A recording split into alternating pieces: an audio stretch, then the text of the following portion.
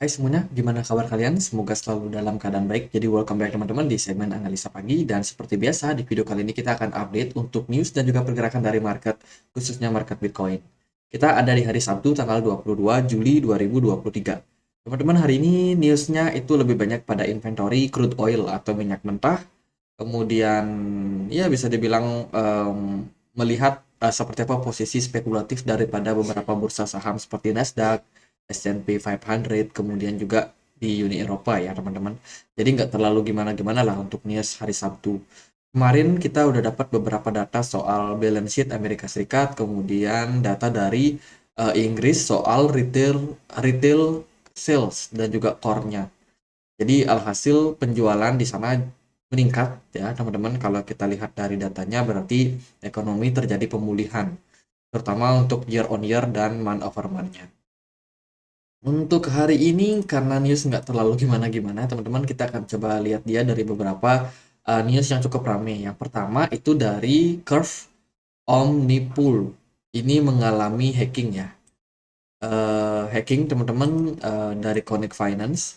Ini ada sekitar 3,2 juta US dollar berupa Ethereum yang berhasil didapatkan oleh hackernya.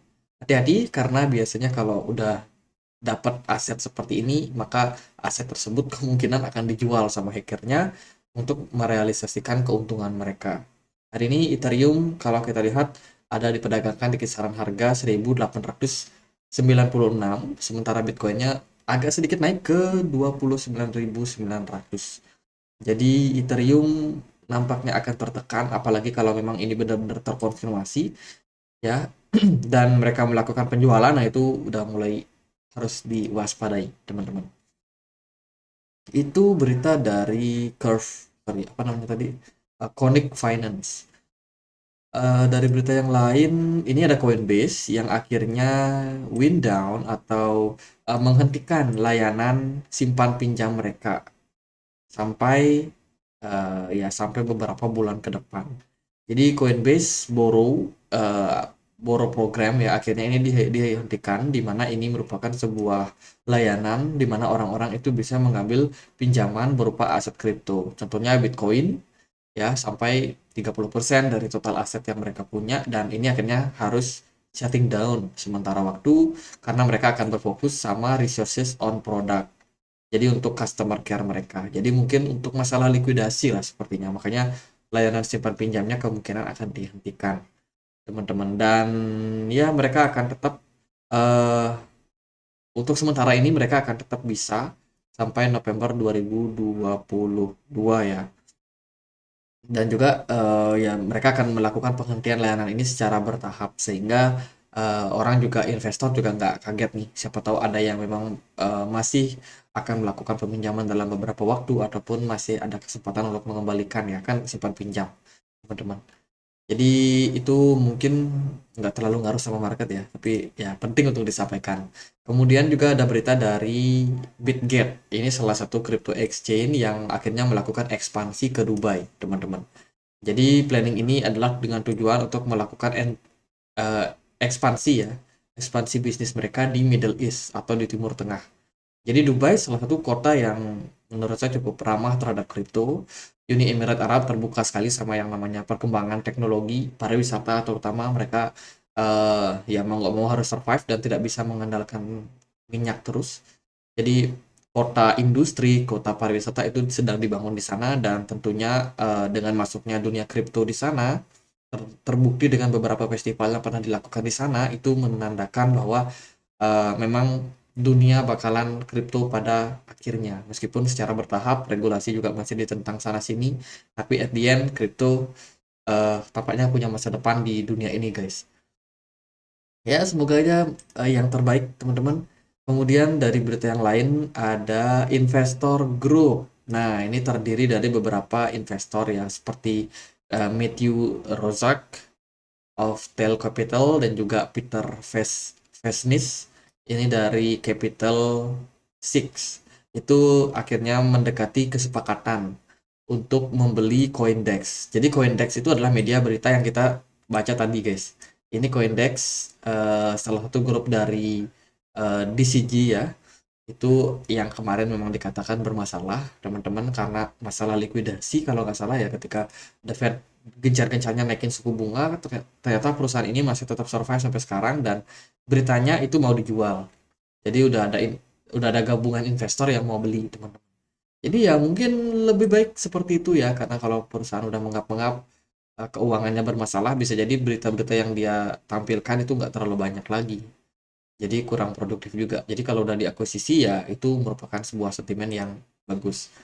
Eh, Teman-teman, ini adalah berita dari rancangan undang-undang untuk Amerika Serikat yang membahas soal cryptocurrency, ya, terutama mendefinisikan ulang soal oh bukan mendefinisikan ulang, tapi menggunakan definisi securities yang dulu di tahun 1933. Sangat-sangat lama ya definisi securitiesnya. Jadi didefinisikan dan ya cryptocurrency itu didefinisikan juga sebagai aset, ada yang komoditis, ada yang securities. Tergantung karena memang dari regulator sendiri itu belum mengganti rancangan undang-undang mereka yang sudah cukup lama, hampir 100 tahun umurnya, teman-teman. Coba kalau definisi securities ini diubah, ya kan? Bisa jadi cryptocurrency nggak termasuk atau nggak tergolong sebagai securities. Bisa jadi tergolong sebagai commodities atau kekayaan intelektual atau properties kita bilangnya. Jadi itu bisa jadi, teman-teman. Nah, kalau sekarang kan kenyataannya ya semuanya dimasukkan securities. Akhirnya banyak cryptocurrency yang tergolong securities. Dan ini juga rancangan undang-undangnya menyangkut banyak hal, termasuk juga perdagangan komoditis, terus juga apa namanya layanan brokernya, ada yang spot market, futures market, ada juga yang termasuk layanan banking, institusi ya. Jadi banking mana saja yang bisa memberikan layanan mereka terhadap cryptocurrency, termasuk juga layanan soal innovation and technology environment. Di dalamnya itu ada decentralized finance atau DeFi, layanan simpan pinjam, NFT, dan yang lain, teman-teman. Ini sedang dibangun rancangan undang-undangnya dan belum selesai karena ini masih rancangan, ya kan. Mungkin dalam beberapa waktu ke depan, 1 atau 2 tahun, mungkin kita udah bisa melihat nih undang-undangnya sudah jelas dan tentunya akan ada proyek-proyek yang tidak sesuai dengan spesifikasi harus menyesuaikan diri, ataupun ada yang tidak bisa menyesuaikan diri ya otomatis mereka hilang. Mungkin di delisting di banyak exchange ya, kita nggak tahu kedepannya seperti apa, tapi ini adalah seleksi alam yang menurut saya akan membuat market crypto juga bergejolak.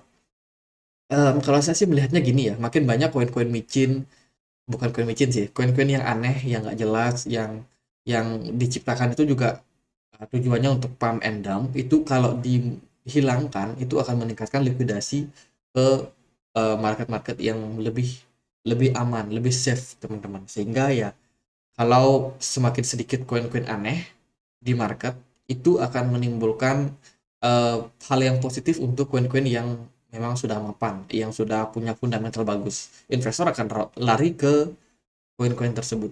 Jadi ya kalau teman-teman pegang koin bagus ya menurut saya nggak ada masalah sih. Tapi kalau yang pegang yang koin-koin micin, yang koin-koin yang mungkin buat lucu-lucuan, meme token, nah itu harus hati-hati, teman-teman. Karena regulasinya ini bisa sangat-sangat ketat. Terus ini berita dari Algeria yang kabarnya itu mau join, memberikan aplikasi mereka ke Bridge. Ya, Algeria kalau bahasa Indonesianya apa? Aljazair ya. Negara Aljazair mau masuk, teman-teman. Dan akhirnya 22 negara akhirnya join. Padahal sebelumnya kan mereka dibentuk dari 5 negara saja ya. Ada Brazil, Rusia, India, China, dan juga S-nya South Korea. Jadi sekarang udah nambah lagi, teman-teman. 22 anggota, cukup cukup besar untuk melakukan yang namanya transaksi perdagangan.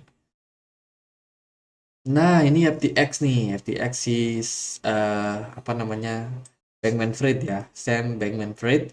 Ini adalah salah satu pendiri atau CEO daripada FTX. FTX ini adalah sebuah exchange ya yang dulunya itu adalah exchange terbesar nomor 3 atau nomor 4 di dunia, teman-teman. Jadi sangat besar sekali market cap-nya yang collapse dan SBF ini sekarang dijadikan sebagai tersangka. Mereka udah beberapa kali keluar masuk negara apa namanya kemarin tuh ya, mereka mereka ya pokoknya mereka pergilah ke negara lain, kemudian mereka menyamar di sana dan membayar lawyer. Nah, berita terbaru SBF itu melakukan pembayaran terhadap lawyer mereka itu menggunakan dana yang di stolen atau yang dicuri, teman-teman. Jadi ini menarik. Kasusnya masih belum selesai sampai sekarang, mereka masih kejar-kejaran gitu ya. Lagi ditangkap, lagi jadikan tahanan, lagi dibebaskan. Ya pokoknya itulah, SBF ini kuat banget backingannya. Sepertinya dia akan sangat sulit untuk ditangkap, teman-teman. Jadi itu awareness buat kita semua, hati-hati kalau milih crypto exchange, bisa jadi apa yang kita pakai hari ini belum tentu aman ke depannya, jadi kayak diversifikasi aset sih, kalau menurut saya yang paling penting untuk sekarang. Ya, jadi jangan simpan telur kita di satu keranjang yang sama, melainkan kita harus diversifikasi ke berbagai aset, ke berbagai apa namanya, exchange juga, teman-teman. Gimana nih pergerakan dari Bitcoin, kok Bitcoin sideways aja? Yes, benar, Bitcoin sideways aja, teman-teman. Kemarin kita wanti-wanti warning ya, agak agak hati-hatilah teman-teman untuk proses penurunan yang bisa terjadi pada Bitcoin yang so far di perdagangan kemarin ternyata Bitcoin masih juga bertengger di trendline yang terbentuk di sini. Waduh, ini Bitcoin nggak gampang menyerah, guys. Saya salut sama whales-nya Bitcoin. Nggak dikasih koreksi, padahal kita udah lihat nih, Bitcoin udah lesu, ya kan? Tekanan jual udah tinggi, volume perdagangannya naik, tapi smart money nggak segitu banyak juga. RSI pun juga masih ngegantung, teman-teman. Jadi kalau di perdagangan kemarin, itu ada US dollar yang sedikit menguat ya. Kita udah wanti-wanti juga, dan alhasil dari indeks dolar sendiri sudah mencapai level strong resistance di kisaran 101. Karena hari ini hari Sabtu, market forex nggak buka. Bisa jadi ya stagnan di sini sampai hari Senin nanti. Terus kalau kita lihat dari S&P 500 juga kemarin sedikit menguat, gold kemarin terkoreksi. Sementara Bitcoin agak sedikit naik, tapi ya masih naik-naik tipis lah, teman-teman. Lalu gimana nih untuk Bitcoin? Apakah masih menarik atau enggak? Closing time frame daily kemarin itu nggak segimana bagus. Ya jadi ya jelek-jelek aja sih kalau menurut saya. Doji, guys. Terus dari volume smart money-nya turun, volume perdagangan kalau kita lihat dari bigger picture-nya ini masih mengalami penurunan. Jadi kesimpulannya market lesu, arahnya belum jelas, dan kalau secara teknikal dia masih bertahan di trend line di sini. Jadi masih bergerak di dalam sebuah channel dan belum sama sekali memberikan konfirmasi. Let's say kalau eh, apa namanya, Bitcoin gagal mempertahankan level 29.700, 29.600, di sana ada sebuah range support ya. Itu memungkinkan sekali untuk Bitcoin kembali terkoreksi. Target kita kemarin sih ke kisaran 28 ribuan. Jadi bisa diperhatikan 29.200 sampai dengan 28 ribuan itu menjadi target yang potensial dituju sama Bitcoin kalau Bitcoinnya drop dari level 29.700, 29.600. Tapi kalau enggak, katakanlah sesuatu baik terjadi ya, Bitcoin bertahan di sini dan sangat berpotensi juga untuk Bitcoin kembali terrecover, harganya naik ke kisaran 31 ribuan. Mungkin itu 31.700 atau 31.800. Jadi di range tersebut lah.